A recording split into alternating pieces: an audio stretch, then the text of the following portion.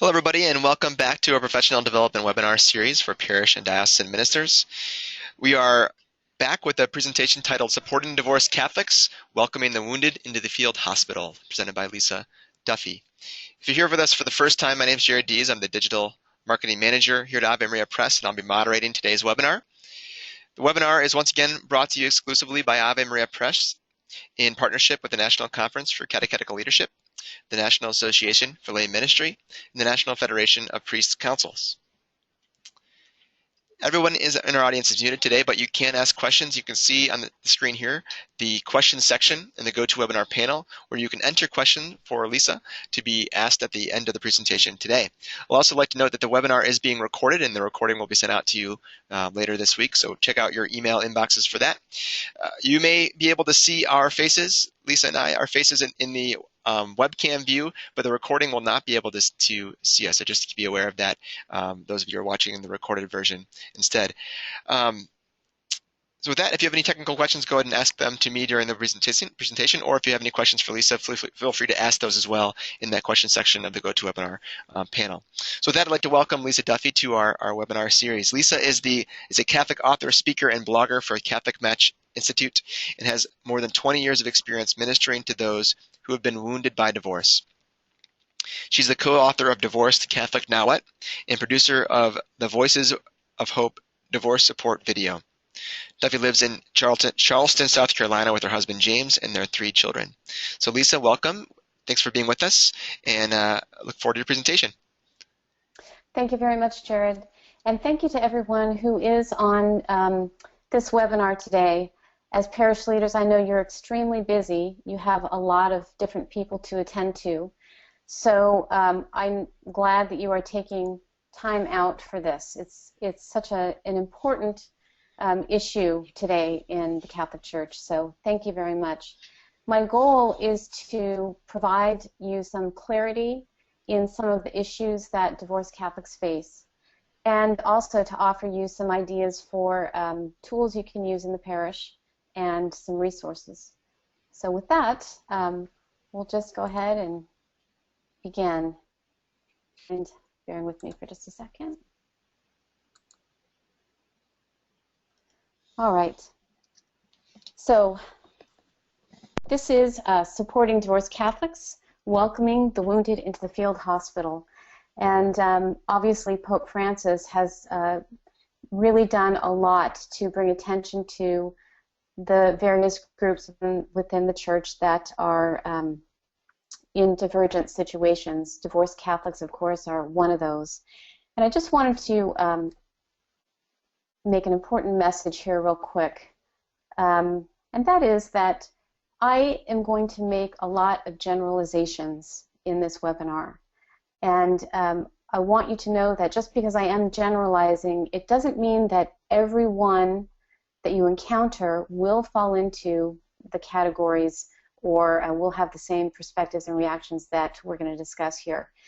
It's just that most of the time, I'd say probably 90% of the time, you will experience that the divorced Catholics you are administering to will have the same perspectives, the same questions, and very, very similar reactions to situations. But then you'll always have someone who is not that unhappy, who got a divorce, or there's just all kinds of different situations. But for the purpose of this webinar, we will just kind of make umbrella statements, because I think it lends to the way most people feel. So to start off with, I would like to just kind of bring your attention to life through the eyes of a divorced Catholic, because it's very different. They live in a very different world than someone who has not been through a divorce. As you may have heard, or maybe you've been through a divorce yourself, you probably understand that it is an incredibly devastating experience. And so I just wanted to shed some light on the way a divorced Catholic kind of sees things. First of all, what seems clear-cut and black and white to a non-divorced parishioner is probably not the way a divorced Catholic sees it. And I'll give you an example of my own experience. I was raised Catholic my whole life, a very conservative, traditional Catholic. I remember the Latin Mass, and my parents did all they could to raise me as a strong Catholic in the faith. When I was faced with the loss of my marriage and the divorce, everything that I knew and cherished seemed to be up for question immediately. And beginning with, well, I thought my marriage was supposed to last forever, and it didn't. So what else am I believing in that is not that way? Is not that way. And so suddenly everything that you knew to be true and correct is up for question. And this is a very difficult place to be. A lot of Catholics love their faith. They believe wholeheartedly in what they've been taught. And they also know that divorce is a grave sin. But through no fault of their own, oftentimes, they are suddenly divorced. And then you have a group of divorced Catholics who had to choose divorce because they were involved in an abusive marriage. So they got divorced to escape a dangerous situation. And this is very confusing on many levels. And there needs to be a lot of questions that are answered. And when you are divorced and you are seeking those answers sincerely, unfortunately, there are a lot of people offering advice based on misinformation. You have relatives or friends talking about what happened to their relative or their friend, and everything is so circumstantial, and what happens is filtered through those circumstances and through the voice of hurt. So it's a scary place to be when you're newly divorced and you're not really sure what the church teaches or where you stand with the church. There's a lot of doubt and shame and fear of the future specifically. And these are things that will absolutely keep divorced Catholics from coming to church, from getting involved with parish activities, from staying away from the ministries they used to be involved in, such as Eucharistic ministry, CCD, teaching, being in the choir. That sense of shame is overwhelming. And whether or not they've talked about it with other people, they definitely, well, I can tell you, I just felt like I had a big scarlet D, on my forehead or attached to my chest, because I just felt like it was automatically obvious to anyone that I was divorced. And a lot of that shame is self-inflicted, again, because, as a Catholic, we are taught that divorce is a grave sin. But it's also, there are parishioners who don't understand situations and can come across in the wrong light. So those are all really important things to understand about divorced Catholics. When I went to get advice, I had family telling me one thing, friends telling me other things. I went to a very good, solid Catholic priest who also gave me differing information. And so one of the things that we're going to talk about today is the importance of having a uniform understanding of what the Church teaches with divorced Catholics.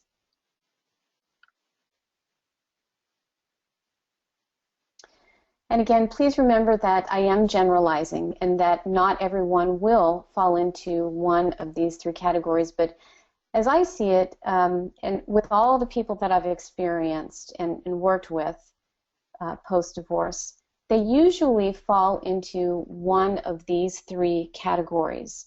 The first one is they're just completely confused. They know divorce is wrong, but because they were married, they never really had a vested interest in finding out more, and finding out about what the Church teaches. They didn't have a reason to know more. So this group of people are really prone to a very high level of crisis that becomes unmanageable sometimes because, again, they're getting information from various sources that conflicts, and they're told things that are absolutely not true, such as they cannot receive the sacraments. And this begins a pattern of staying away from the church to the point where they feel alienated and they start going to non-Catholic churches to find that community, to find that support and friendship that they assume is not available to them in the Catholic Church. Now, I have Jared mentioned a DVD that I had produced called Voices of Hope. And what that DVD is about is 35 different men and women that had been through the Journey of Hope program, very graciously sat in front of a camera and answered my questions about their challenges and triumphs in dealing with being a divorced Catholic. There are also a lot of clergy and Catholic psychotherapists and therapists lending their advice. But in order to illustrate my point a little more effectively, I wanted to show you a few snippets of that video. And the first one here is with Jana. So I'm going to let you know what Jana has to say about being confused. Whoops.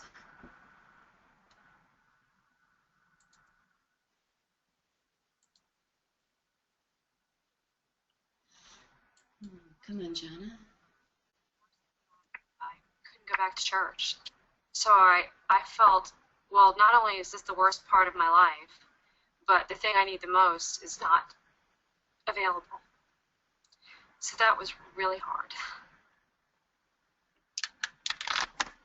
Okay, that was Jana's such a wonderful lady, and she was one of those Catholics who she's always been Catholic, and her family's always been Catholic, and when her divorce happened, it just broadsided her, and she just assumed, like many people do, that she wasn't welcome, and she stayed away for many years. And it wasn't until her local parish offered a support group that she was able to come and make her way back to the sacrament. So that's a really important thing to understand about divorced Catholics. Another category that they fall into are the Catholics that do understand what the situation entails. They're more faithful Catholics. They're very informed about their faith. And these Catholics tend to be extremely lonely. They attend Mass, they bring their children to Mass, and they do everything pretty much the same, but they stay away because they're ashamed. They never believed that they would ever wear that label of divorce. And so to illustrate this one, I'm going to let you listen to Grant. I had a lot of shame and humiliation about being a divorced Catholic. I was embarrassed by it, and frankly, it took me many months to tell people beyond my family. It took me many months to tell friends and coworkers that I was going through this. I feared the judgment of others. Like everyone, I took my marriage vows and the sacrament of marriage I held with the highest esteem. I was breaking a covenant with God, and that was hard for me to accept.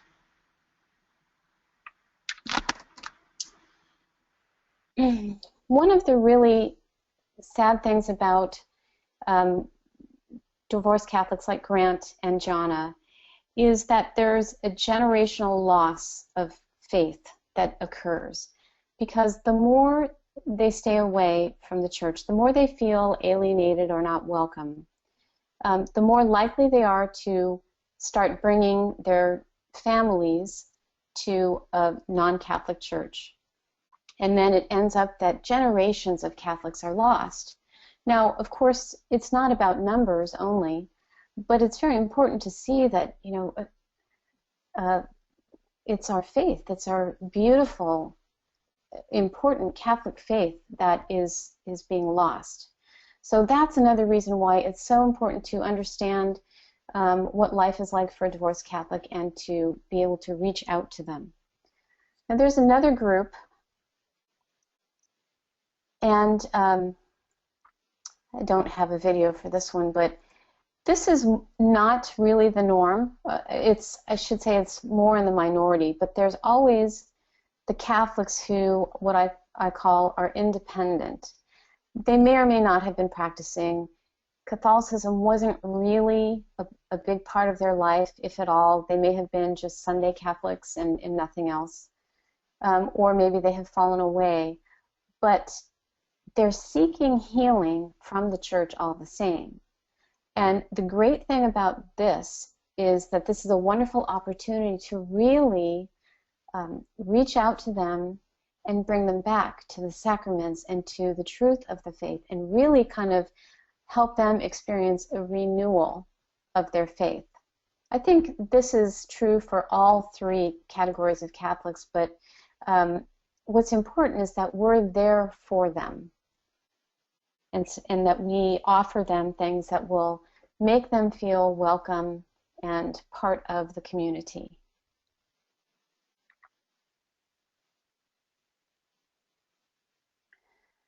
And so some of the common denominators of these groups are just that they feel alienated from the rest of the parish. And they're very inclined to shy away from the events. I know I've heard numerous people say, well, I look in the bulletin and it's all family. Now, it's not that we should be holding divorce celebration events or anything, but they feel like they don't fit in family activities. Again, it's that scarlet D. It's that really just kind of self-inflicted shame that everybody knows you're divorced, everybody thinks you're a failure, and they don't want to feel that way. They want to be able to fit in.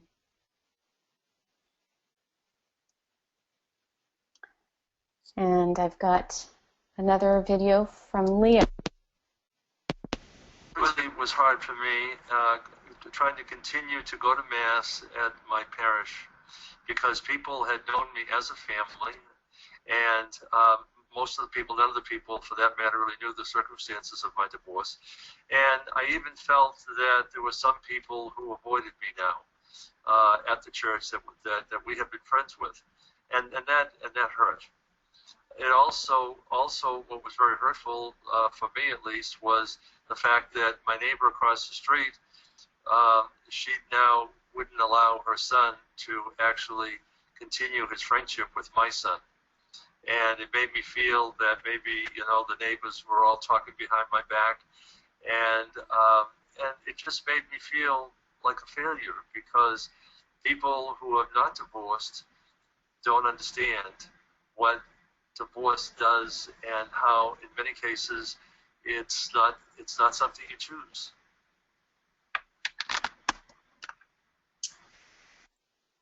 So there's Leo's take on things, and I just want to say, the DVD does highlight a lot of the negative, aspects of divorce, but it also, all of these people that you've seen have come through to the other side and have thriving lives. They're all still Catholic. They're all have a very vibrant faith. So although you're just seeing the negative side, there's a lot of positivity to it.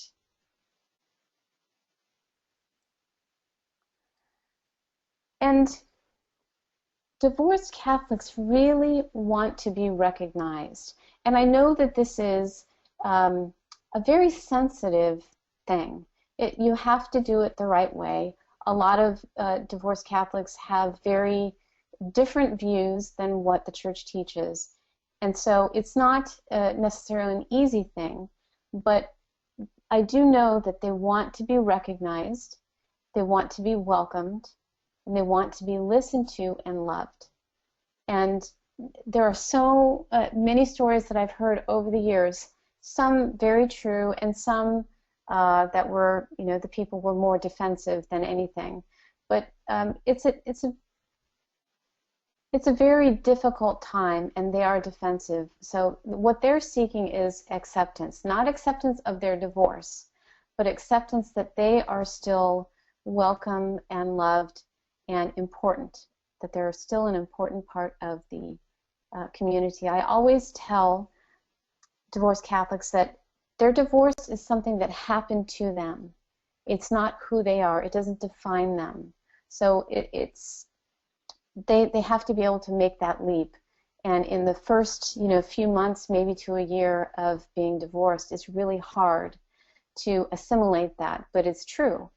Their divorce is something that happened to them. It's one part of their life. It's not who they are. God did not create them that way.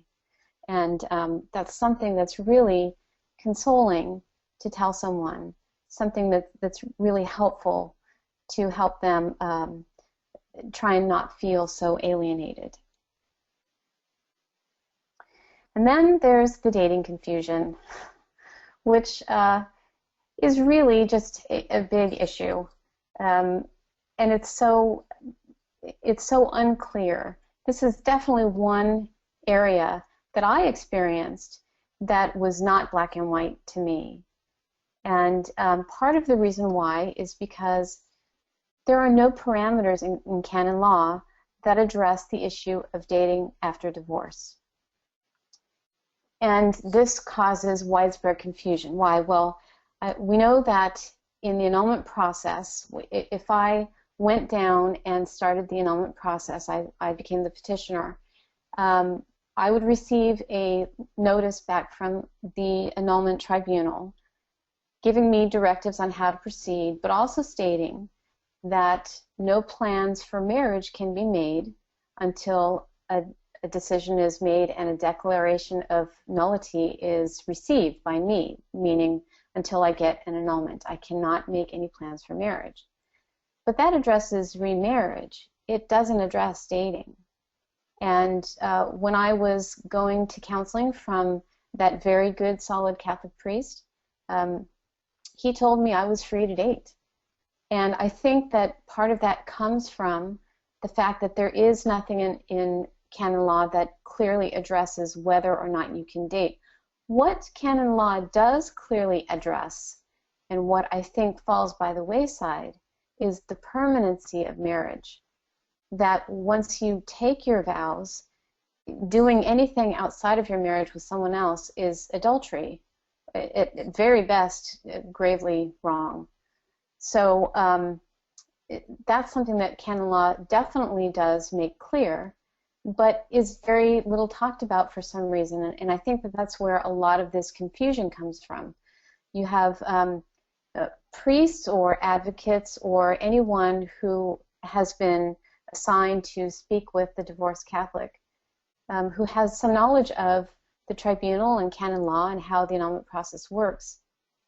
If someone like myself discusses my situation with that person and they see that it's probably pretty likely I'm going to have be granted a decree of nullity, because from what I've told them, I really probably do not have a valid marriage bond with my ex-spouse, then oftentimes the green light is given to date. And this is not really a good thing, partially because that person obviously is not free to date. They don't have a decree of nullity, but also their heart is not ready. There's no healing that's taken place, and the annulment process definitely helps with that healing. It helps face the past and face the truth of what happened in the marriage and in the divorce. So this is another thing that's not black and white to divorced Catholics, and that they have a lot of confusion over, and they would really like to have some definite answers to. So as Catholics, we know that divorce is wrong, and what I want to do now is talk to you about perspective to someone who has never been divorced. Okay, we know that divorce is wrong. That's what we've been taught. That's what's in the Bible. And you might be confronted with a situation that puts you in a very difficult place, and that's totally understandable. And I think that a lot of divorced Catholics don't take that into consideration when they go out seeking the answers to their questions. You may not know what to say, and that can be pretty uncomfortable. Especially if you know both parties, and this happens so many times, and it's just such a heartbreaking situation. You have a family that's been in the parish for a long time. The parents separate and divorce, and they still go to that parish. They may attend different masses or what have you, but each spouse comes to you looking for direction, looking for answers, and they give you two different stories of what happens, and that's very awkward, to say the least. It puts you in a really difficult position. And then I know that most people don't have a degree in canon law. There's nothing wrong with it. I don't. But again, it's kind of like those divorced Catholics that are really confused. Until now, you may not have had a good reason to investigate more about divorce situation and how the church treats divorced Catholics. So it's all very, very understandable. So what I'd like to do is offer you some ways that you can help. This is a really, really big one. And that's just to make sure that all priests, deacons, DREs, Stephen ministry people, all the people that are in a position officially to dispense information and advice to a divorced Catholic, that they have a uniform understanding of some of the basic things that apply to a Catholic who is divorced, such as a civil divorce decree in and of itself does not prohibit the reception of the sacraments or participating in parish life. There are so many people that just, again, automatically assume they're not welcome, but even more so, I have seen over the years a lot of DREs refuse to have the children of divorced parents in their classes, especially First Communion. They exclude those children from receiving First Communion. They exclude the divorced parents from receiving communion. I actually saw one day at daily mass an older woman chewing out a younger woman who was divorced. She knew she was divorced, and she was chewing her out for receiving communion. And I understand from the older parishioner's perspective, she's protective of the Eucharist. I totally understand that. I am protective of the Eucharist. But the problem is she didn't know what this younger woman's situation was. She had no clue. All she saw was the label of divorce. So that's really important to know. If you are forced into a divorce, or for some reason you were forced to divorce because of an abusive marriage or something like that, you're free to receive the sacraments. It's very, very important. There's always, again, when you have especially a couple who, after divorce, continues to go to the same parish, and you're getting two different stories, it's prudent to investigate what I call these gray areas and kind of get a little better understanding of what actually happened before you make a judgment call. But, do this on a case-by-case basis, because maybe there is a situation where someone should not be receiving communion. But at face value, you just don't know that. You have to investigate it. And another great way to do this, because it's hard to deal with every single person face-to-face, is have flyers or pamphlets with this information readily available in the back, in the vestibule, or wherever you can. Because I know personally I would have been all over that. That would have been very helpful. It takes a lot of courage for someone who's divorced to step out and say, hey, I'm divorced and I need help. It takes a tremendous amount of courage, I promise you, for them to identify themselves. So that is one way that you can kind of reduce that feeling of shame and, Scarlet D thing, and help give them information in a way that's a little easier on their ego, and easier on their feelings. Again, really kind of having a clear understanding of the dating scenario. And I hope you don't mind, I really just want to talk to you for a second about the dating thing, because it's important to kind of unpack this scenario. You have basically two types of dating. There's romantic dating, where a man and a woman spend time with each other as they're trying to discern whether or not they're suitable for a long-term relationship that leads to marriage. Okay, got that. Then we have kind of social dating, and this is something that the church, that is encouraged for divorced Catholics, going out in groups. The church does not believe, or teach that a divorced Catholic must become a hermit suddenly because they're divorced. Not only is that not true, but it's not healthy. They need social connections, social relationships to help them heal and to help them trust others again. It's very, very key. But it should be done in groups, or that one-on-one romantic dynamic really shouldn't be there until they've received a decree of nullity and their hearts are healed.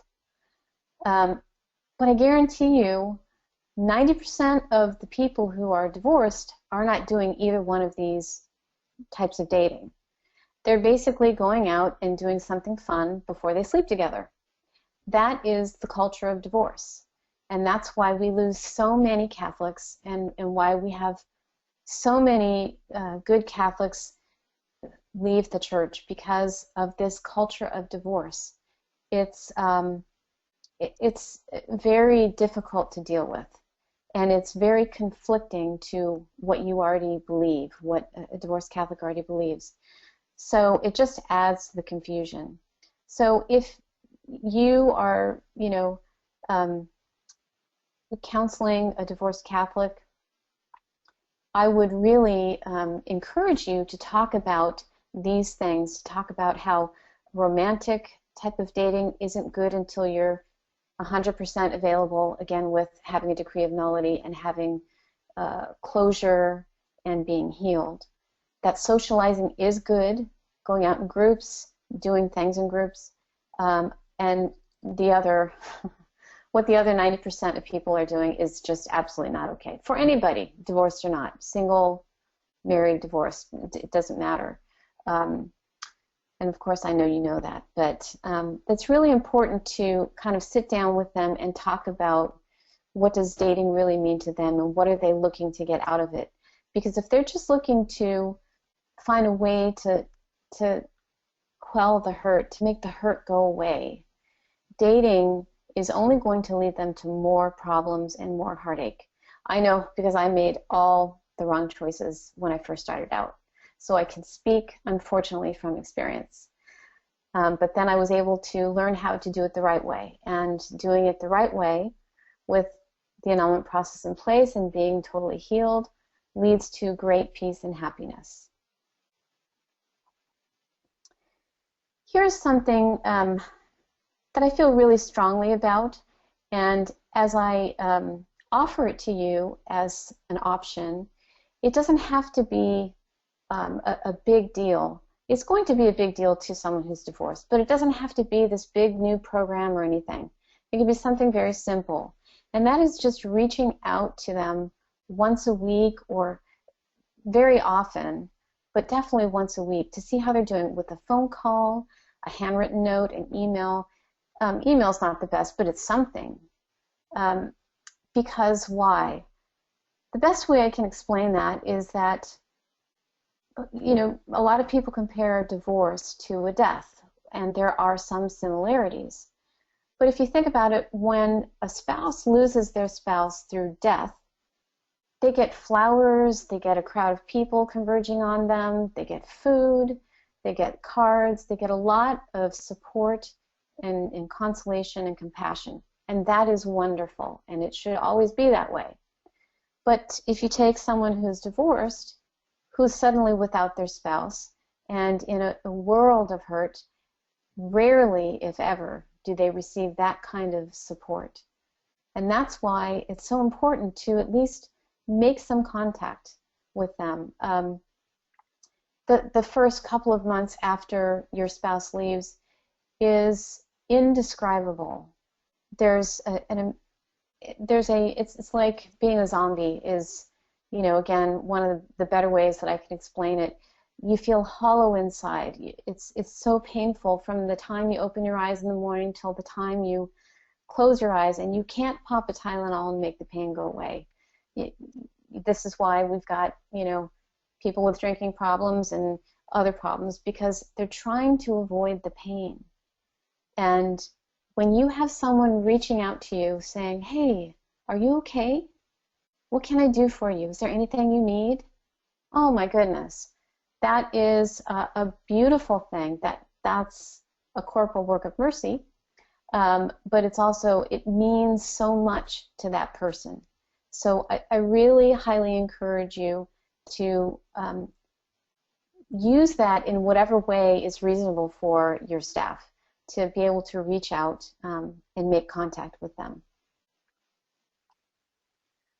Now, another thing that a lot of people have complained about on the divorced Catholic side is that when they go to talk, that they encounter people who just want to fix it just like that.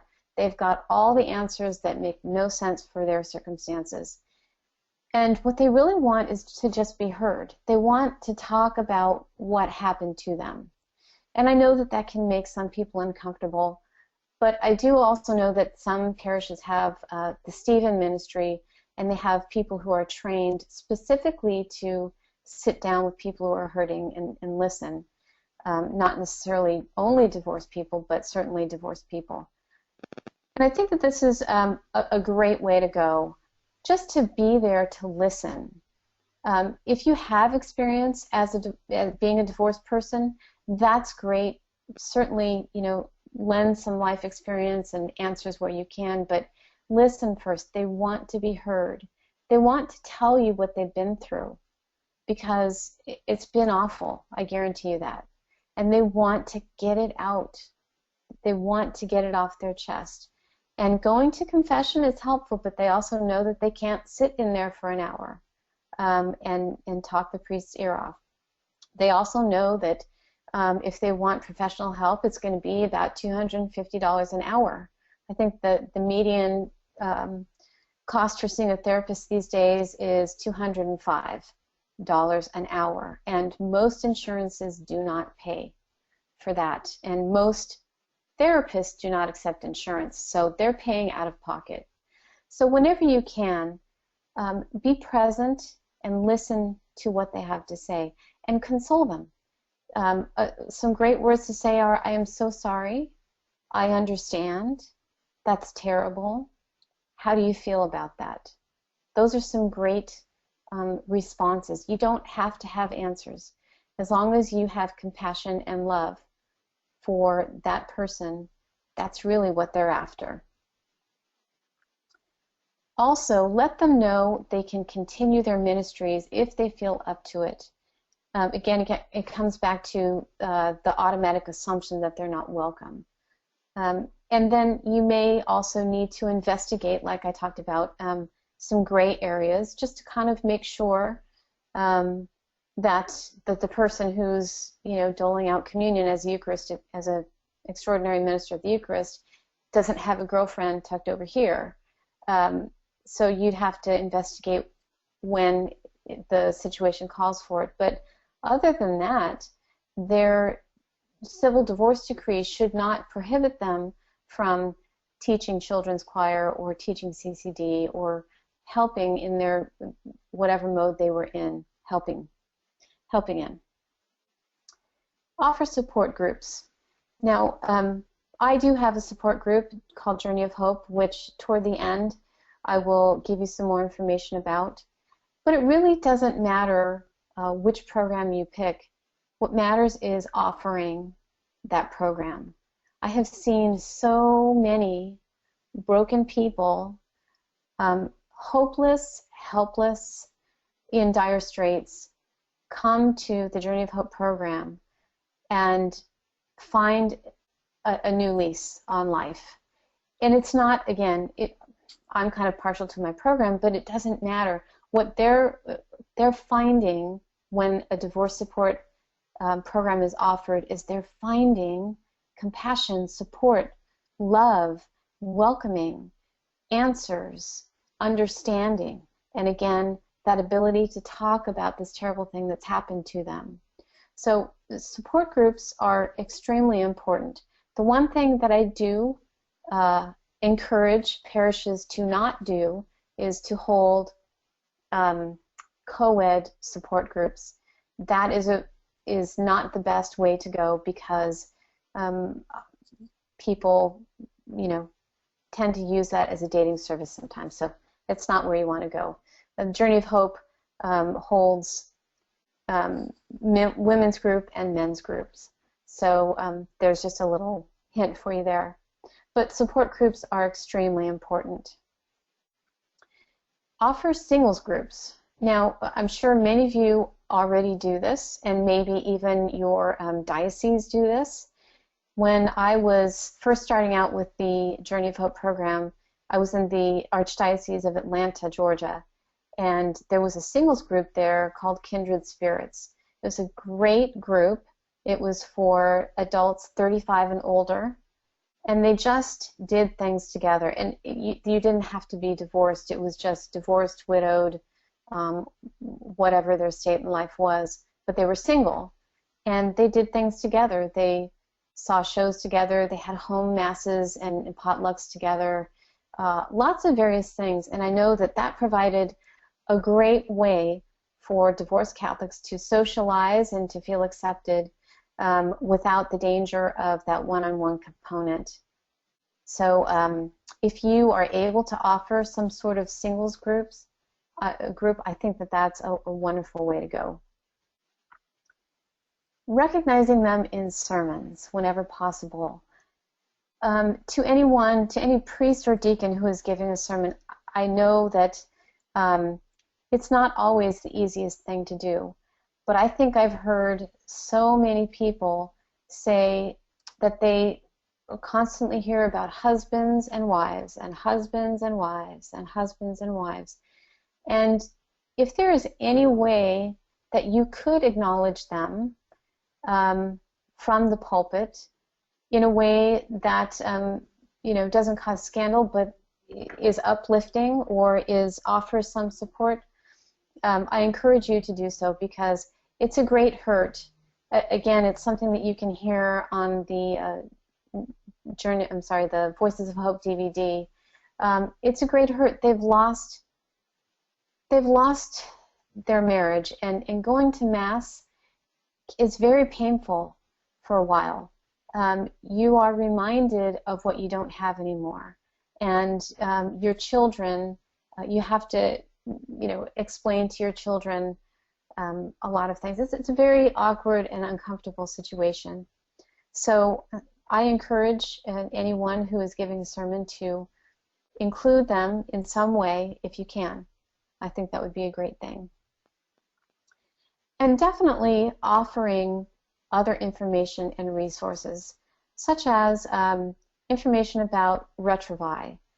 Retrovi, if you talk to some people who lead that program, they can tell you that they've had divorced couples come in and reunite.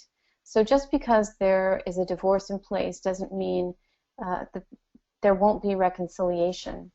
I think that it's a beautiful testimony when you hear some of the couples' stories about how they did get divorced and eventually through Retrovi they were able to get back together.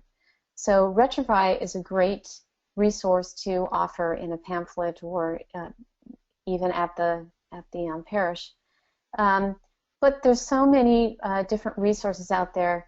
The USCCB website has some divorced resources, I believe, that are printable and can download.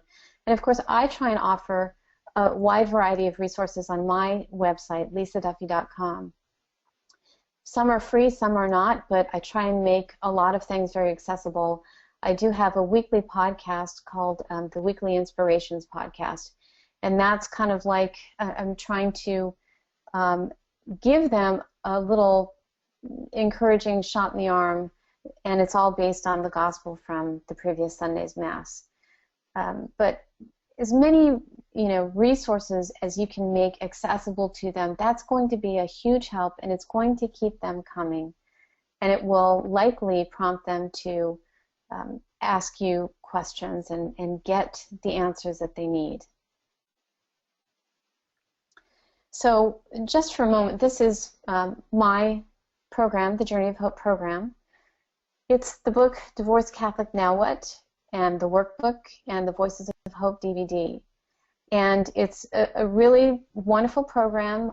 I have led and directed these programs for more than 10 years, and I've seen hundreds of men and women go through this and come out the other side far more healed and in such a better place. The healing process is a long time, but it's so much better and faster when they have something like the Journey of Hope program. But it's a very easy program to implement, and if you do choose to use this in your parish, you get 2 hours of training from me, plus some marketing materials and some other things. But it's very affordable. My goal is to not, rake parish administrators over the coals with the cost. I really want to offer something that's affordable and easy and effective. That's the most important thing, is it effective? I've had many parishes use this across the country and in Canada. So it's a very popular program, and it works very well. If you'd like to ask any more specific questions about that, please feel free to, but you can go to my website, lisaduffy.com, and click on the Parish Package tab, and you will see information about that. If you would like to purchase that program today or tomorrow, I will refund any shipping costs to you, so it would be free shipping. And that's just an incentive as part of the Ave Maria Press family. But that is the webinar today. And again, I'm so glad that you have been a part of this, and I'm more than happy to answer any questions. Well, thanks, Lisa. I'm going to jump back over here just so people can see the reminder of where the question box is. Good. We have a bunch of questions that have already come in, so I'd like to jump into those if we can, and also maybe offer a few of mine as others are coming in. Let's see. Let's start with Joan. I think she just kind of reiterated what you were saying in the beginning about being clear and forthright about the church's teachings. I think one of the misunderstandings in the church, she says, in the world, is that divorce itself is a grave sin. Since Lisa said this, could there be clarification? Divorce itself isn't always a grave sin, and you think you brought that up in reference to communion, right? Yes. Being welcoming at the table. Divorce isn't the sin. That's not the sin that we're talking about. Adultery, as you pointed out, is the sin that would be in canon law. So thanks for that clarification, Lisa. Any other comments about that you want to offer? Well, yes. I mean, if you can look at it this way, the piece of paper from the state that says your union, according to them, has been dissolved, that is not a sin if you are in possession of that. The sin, as you mentioned, is abandoning your family, abandoning your spouse for another relationship, for other selfish reasons. That is a grave sin, absolutely. But in my situation, I was not in grave sin because it was something that I did not want, and I didn't have a choice. And so many Catholics fall into that category. Thanks. A great question from Priscilla. She says that I recently learned that one of my catechists is just divorced, but she said nothing to me over the course of the year. How can I open the door for her or to talk to me or to talk to her, I guess? That is a great question, and actually I was just in that situation this last year. I was teaching CCD and found out haphazardly that one of my co-teachers had been through a divorce. And I commend you for being sensitive about this and not just, going straight forward and saying, hey, I've heard you've been divorced, because it is a very sensitive issue. The way I did it was I made friends with this teacher, and when we were in a non-threatening situation, it was the three of us, the three teachers, sitting there talking about different things over coffee. The issue of someone else being divorced naturally worked its way in to the conversation, and I was able to talk about that in a very compassionate way, which opened the door, not right then, but a few weeks later, for her to come to me and talk to me about it. So, it's I guess it really depends upon the person that you're dealing with, but letting it come out naturally through a friendship is probably the best way, and just allowing them the opportunity to again step forward boldly, and mustering up that courage to say, hey, I'm a divorced Catholic. I hope that helps. I think I love the idea of not trying to force it or to feel like you have all the answers, but just to be open and honest and just not expecting the solution or the person to talk, but just opening the door, and then if they want to talk later, being willing to. So thank you. That's great. Priscilla, I hope that helps. Marilyn asked a question. Also, we have a lot of people that attend these webinars that are religious educators, DREs, and Marilyn has a question about working with the children who've been brought up as Catholics, and the parents decide to remarry but don't have an annulment. How do you address that with them in class, maybe, is what she's trying to say. How do you address it with the children? I think so. Yeah, I think that's what the question's getting at. That is also a good question.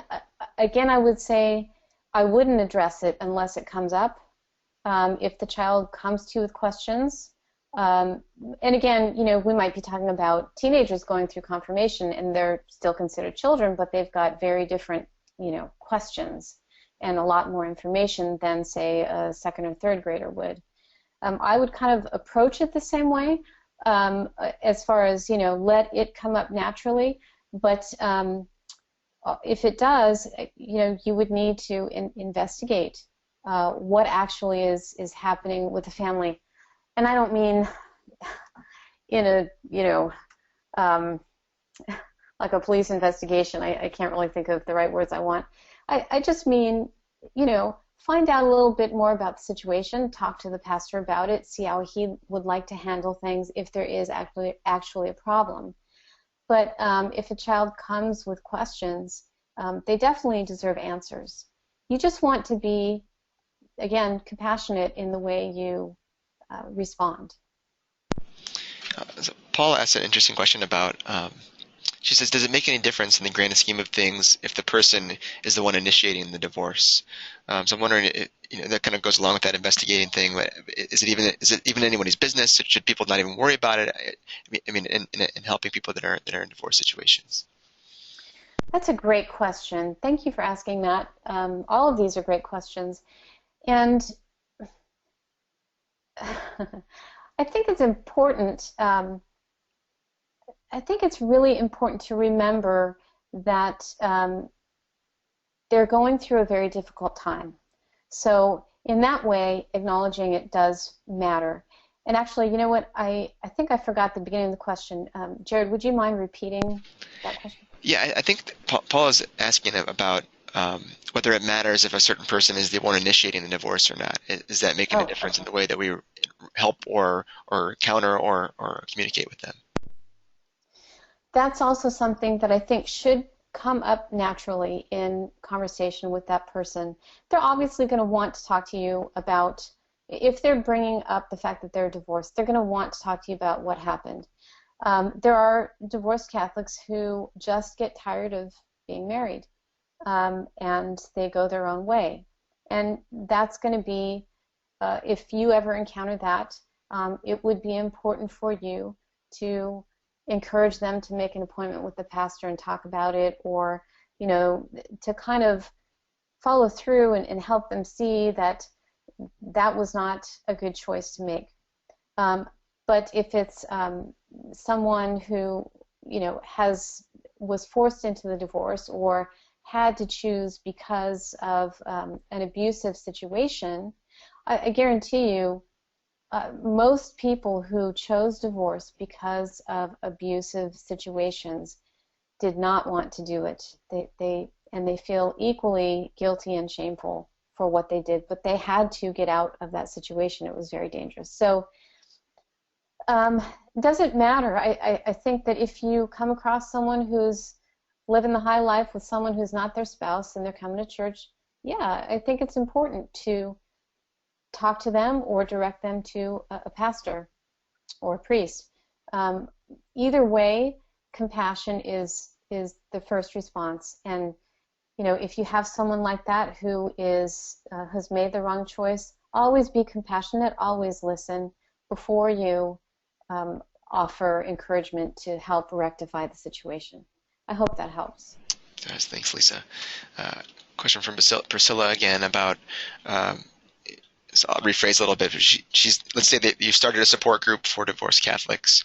What would be the best way to get people into that group? Would singling them out by inviting them be too hurtful or too scary, or how would you get people to be aware of and come to those kinds of groups?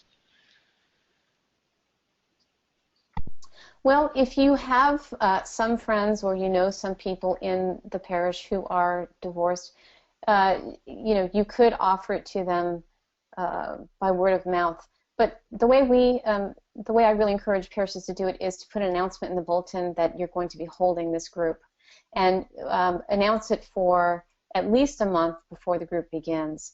I've also done a little bit of local radio. I've put announcements in various parish bulletins in the surrounding area, and then also on the Archdiocesan website. But word of mouth is fine too. I think it's great to be sensitive about this. But if you know someone who's really, really struggling, I would absolutely offer it to them, you know, in person. Good. Here's a last question for you. It has to do with dating and divorce again. She says, I'm still confused on the dating before annulment procedure. I don't know how to respond with compassion to my friend who talks about her dates without compromising my own beliefs that it's not, may or may not be right until the annulment's finalized. Could you maybe talk about that one more time about the situation dating after divorce? Sure. I don't know how long it's been since your friend has been divorced, but you might start by asking her, what is she looking for?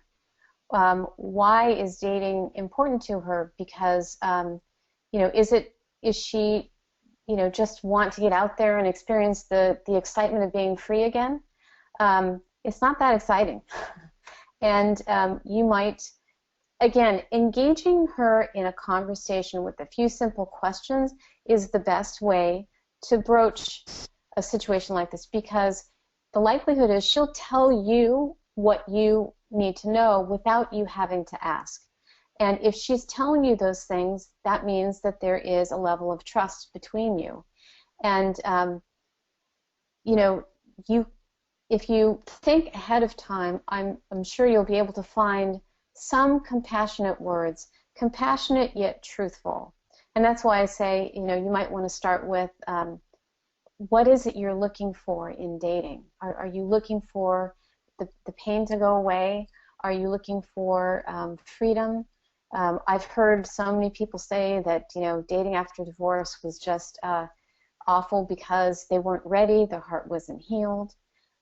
You also might just give her a copy of my book, because I go into this discussion in great length. It's really important. I don't like to see people get into really troublesome situations, and the really important factor that people tend to ignore is that the divorce rate for second marriages is hovering somewhere around 70%. And that's one of the things that prompted me to write this book. So, you know, you can come to your friend from the aspect of you want her to succeed. in her next relationship. And maybe she could think about some of these things before she actually gets into another relationship. I hope that helps. Yeah, thanks, Lisa. I'm glad you talked about that. And, the reason why Ave has met you, Lisa, the reason why we brought you here to talk to parish ministers is because of this most recent book that you put out about dating after divorce. Can you talk this webinar has really been about resources for parish ministers and helping those who are divorced. Can you say anything about the book itself, though, this book about the Catholic Guide to Dating after Divorce, before we finish up?